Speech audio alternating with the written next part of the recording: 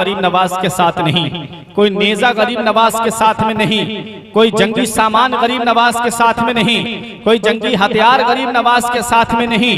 दिल्ली की सरजमीन पर जब गरीब नवाज पहुंचे, चंद फकीरों की जमात है, जब लोगों ने देखा कि ये हिंदुस्तान में कौन आ गया, जब लोगों ने देखा कि ये हिंदुस्तान की सरजमीन पर ये कौन है जिसका चेहरा हमारे चेहरों की तरह नहीं, जिसका लिबास हमारे लिबास की तरह नहीं, जिसका रहन सहन हमारे रहन सहन की तरह नहीं, ये चलता है तो अलग अच्छे अंदाज में चलता है, जब ये बोलता है तो नरमी के साथ बोलता है, और ये पता नहीं किसकी इबादत कर रहे हैं। हम जिनके सामने अपना माथा टेकते हैं, हम जिनके सामने अपनी पेशानी रखते हैं, वो तो हमारे सामने हैं, लेकिन ये पता नहीं किसके लिए झुक रहे हैं। हजरात गिरामी, उस वक्त का जो राजा था, उस राजा के पास उसके मुखबिरों ने जाकर के खबर दे दी कि कुछ फकीर आए हैं, कुछ सूफी आए हैं, कुछ संत आए हैं, कुछ ऋषि मुनि आए हैं, और आकर के उन्होंने यहाँ पर पड़ाव डाला है दिल्ली में। उनका इरादा ठीक नहीं लग रहा है, उनका इरादा, उनका मंशा कुछ ठीक नहीं लग रहा है। ऐसा लग रहा है कि वो देसी नहीं बल्कि विदेशी हैं, उनका इरादा कुछ ठीक नहीं है। राजा के पास जब खबर दी गई, राजा ने कहा फौरन मेरे दरबार में हाजिर किया जाए। राजा के दरबार में गरीब नवाज को पेश किया जाता है। गरीब नवाज हैं और साथ में चंद फकीरों की जमात है। अलग अलग तारीख बयान की, किसी ने कहा है कि वो 40 फकीरों की जमात थी, किसी ने उससे कम तादाद को बताया है। अल मुख्तसर ये कि चंद फकीरों की जमात थी। गरीब नवाज रजी अल्लाह ताला अन्हु को दिल्ली के राजा के दरबार में जब पेश किया गया, वजीर खड़े हुए हैं, मुशीर खड़े हुए हैं, बादशाह के हम नसीं और हम जलीस वहीं पर सामने खड़े हुए हैं।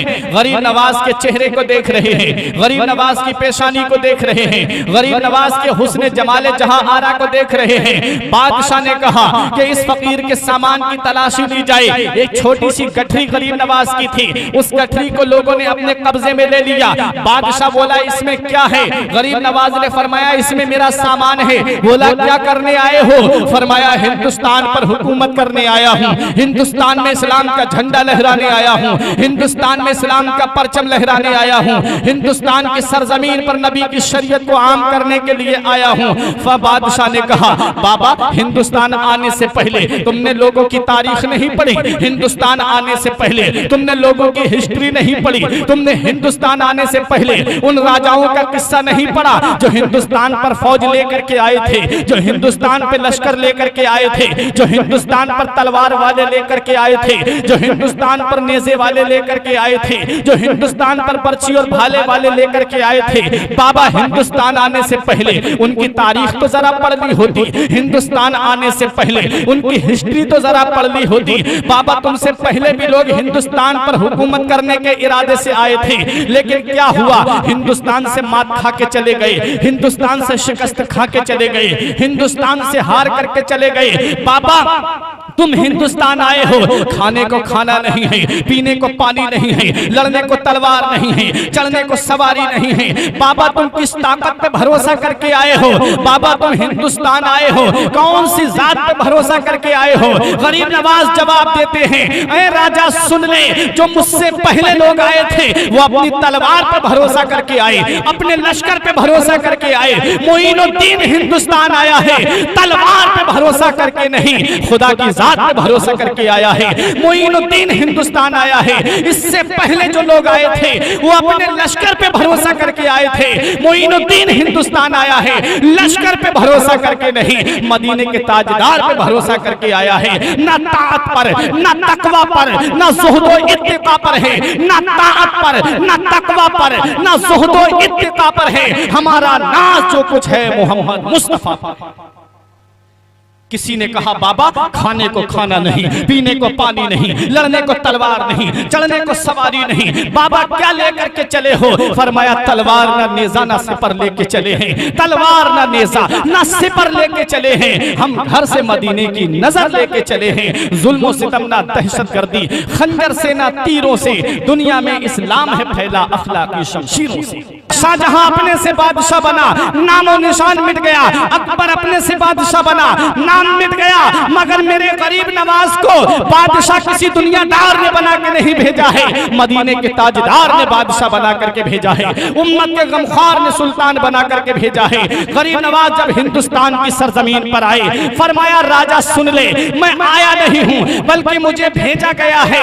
इसीलिए तो हम कहते हैं कि दिल्ली का मिनिस्टर तो हर रोज बदलता है, अजमेर की धरती का सुल्तान ना बदलेगा। जमीने हिंद पर कब्जा है मेरे ख्वाजा का, यहाँ उनके अलावा कोई राजा हो नहीं सकता, यहाँ उनके अलावा कोई राजा हो नहीं सकता।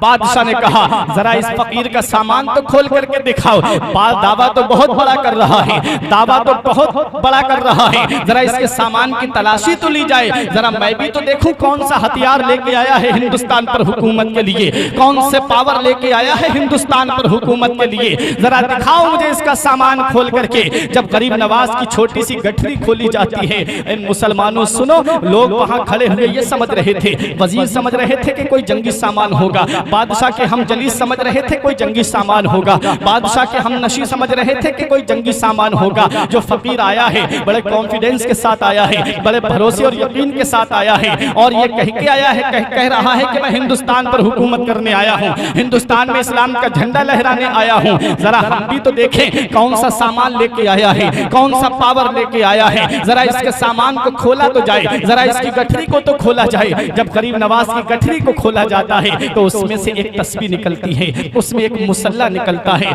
वुजू का एक लोटा निकलता है जिससे आप वुजू किया करते थे। हजरात गिरामी, बादशाह ने कहा बाबा ये तुम्हारा सामान है? फरमाया हाँ ये मेरा सामान है। बादशाह बोला बाबा इस सामान की बात कर रहे हो, इस सामान के साथ में तुम हिंदुस्तान पर हुकूमत करोगे?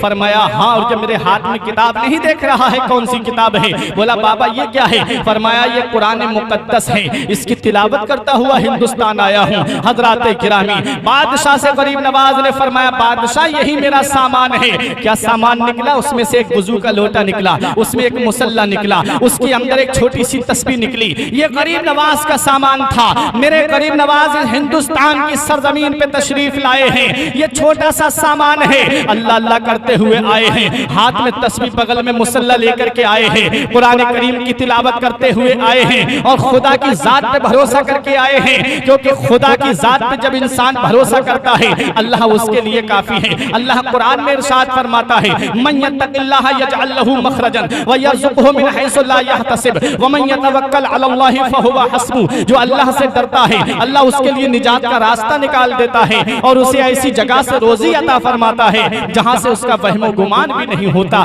जो अल्लाह पर भरोसा करे अल्लाह उसके लिए काफी है। गरीब नवाज अल्लाह की जात पे भरोसा करके आए, गरीब नवाज मदीने वाले मुस्तफा की जात पे भरोसा करके आए, और हिंदुस्तान के राजा ने जब आपका सामान देखा तो हैरत में पड़ गया। खड़े हुए लोग भी हैरत और इस्तेजाब के पहरे ज़ख़ार में गोताज़न हो गए कि ये फकीर क्या सामान लेकर के आया है, इतना बड़ा दावा कर रहा है। मेरे प्यारे गरीब नवाज जब हिंदुस्तान आए थे तो एक शायर ने बड़ा अच्छा नक्शा खींचा है कि मुस्तफा के शहर का फरमान लेके आए हैं, मुस्तफा के शहर का फरमान लेके आए हैं, दीन की तबलीग का अरमान लेके आए हैं, मुस्तफा के शहर का फरमान लेके आए हैं, दीन की तबलीग का अरमान लेके आए हैं। तीरों खंजर और ना तलवार की बातें करो, तीरों खंजर और ना तलवार की बातें करो, मेरे ख्वाजा हाथ में कुरान लेके आए हैं, मेरे ख्वाजा हाथ में कुरान लेके आए हैं। जो कुरान की तिलावत करता है उसे दुनिया कैसे मिटा सकती है?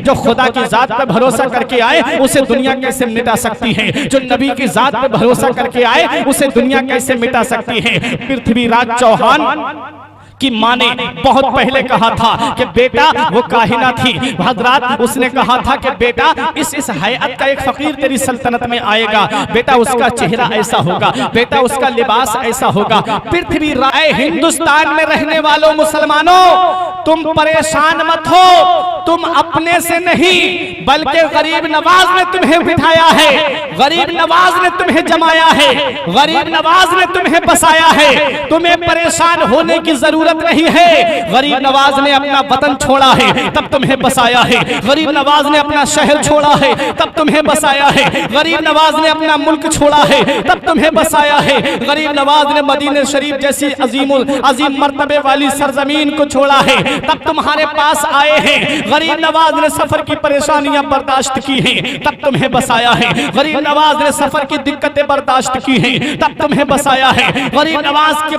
नवाज अपने नंगे कदम पैदल चले हैं और हिंदुस्तान में आए हैं और आकर के तुम्हें बसाया है, तब तुम इस हिंदुस्तान में बसे हो। तुम बसे नहीं हो बल्कि तुम्हें बसाया गया है। जैसे गरीब नवाज खुद आए नहीं बल्कि उन्हें भेजा गया है, मदीने वाले मुस्तफा ने उन्हें भेजा। ऐ हिंदुस्तान में रहने वाले मुसलमानों, तुम परेशान मत हो, तुम खुद से नहीं बसे हो बल्कि गरीब नवाज ने तुम्हें बसाया है। और जिसे गरीब नवाज बसा दे उसे कोई माई का लाल उठा नहीं सकता है, उसे कोई माई का लाल उखाड़ नहीं सकता है। जब मेरे गरीब नवाज अपने बिठाए हुए ऊंट, जब गरीब नवाज ऊंटों को बिठा देते हैं तो उसे कोई दुनियादार उठा नहीं पाता है। तो जब तुम्हें गरीब नवाज ने बसाया है तो तुम्हें हिंदुस्तान से कौन उखाड़ सकता है, तुम्हें हिंदुस्तान से कौन भगा सकता है। इसीलिए तो शायर ने पुकार करके कहा था, तेरी जमीन तेरा आसमान है ख्वाजा, इसीलिए तो ये भारत महान है ख्वाजा। बस एक कतरे के मानिंद है अना सागर, तेरे कासे में पूरा हिंदुस्तान है ख्वाजा। गरीब नवाज ने तुम्हें बसाया, परेशानियां बर्दाश्त की तब गरीब नवाज ने बसाया, सफर की सऊबतें बर्दाश्त की तब गरीब नवाज ने तुम्हें बसाया, सफर के अंदर जो परेशानियां बर्दाश्त की तब गरीब नवाज ने तुम्हें बसाया, भूख को बर्दाश्त किया गरीब नवाज ने तब तुम्हें हिंदुस्तान में बसाया, प्यास को बर्दाश्त किया गरीब नवाज ने तब तुम्हें हिंदुस्तान में बसाया। गरीब नवाज ने कहां तक देखोगे, गरीब नवाज ने कैसी परेशानियां बर्दाश्त की हैं। कौन सा ऐसा जुल्म है जो गरीब नवाज के ऊपर ना किया गया हो, जरा सोचो तो सही। तन्हा गरीब नवाज आए हैं, तलवार हाथ में नहीं है, नेजा हाथ में नहीं, बर्छी हाथ में नहीं, कुछ भी जंगी सामान हाथ में नहीं है, बस कुरान हाथ में लेकर के आए हैं।